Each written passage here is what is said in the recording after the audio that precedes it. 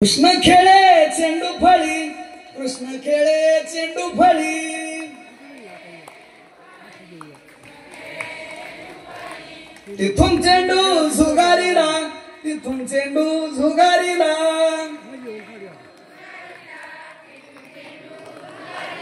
कळम फांदी अडकला, कळम फांदी अडकला,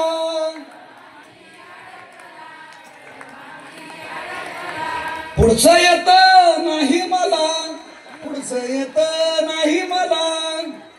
हा म्हणा म्हणा, नाही म्हणल्या नगर हुशारी बरं का, नगरच्या महिला हुशारी. म्हणल्या त्यांना धन्यवाद, नाही म्हणल्या त्यांना धन्यवाद. आता काय म्हणावं त्यांना, आवाज नव्हता येत.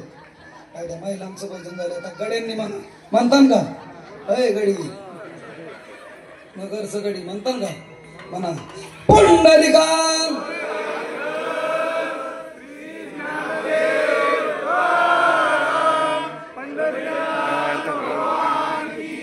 जेवल्याला गडी उद्या बोलवा, आज जेवल्याला उद्या बोलवा, म्हणजे संख्या वाढेल तुमची. काय महिला मंडळ आहो, जिकडं जाईन तिकडं महिला, सरपंच महिला, पंचायत समिती महिला, राष्ट्रपती महिला, गडी हाय मांडी घासायला. जिकडं जाईन तिकडं महिला, गड्यांची संख्या वाढवा. तुकाराम तुकाराम तुकाराम तुकाराम तुकाराम. शेवटच्या चरणामध्ये तुकोबराया चंद्रकंस रागामध्ये म्हणतात, चंद्रकंस रागामध्ये म्हणतात, तुका म्हणे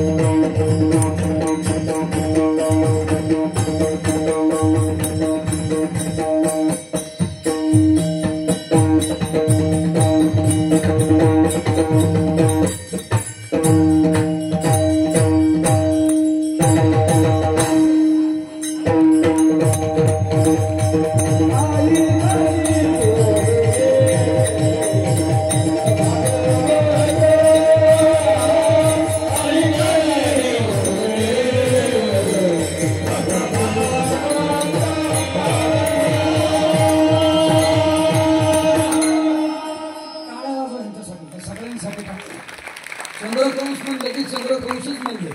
I am proud of you. I am very very thank you, most thank you. तुम्हाला भगवंत जसं अमावस्येपासून चंद्र पौर्णिमेपर्यंत कलाकलानं वाढतो तसे तुमच्या कलेमध्ये वृद्धिंगतता येऊ अशी सिद्धेश्वराची मी प्रार्थना करतो. आणि हे कलाकार लय भारी, जरा महाग असते मला वाटते, पण चांगले आहेत, चांगले आहेत.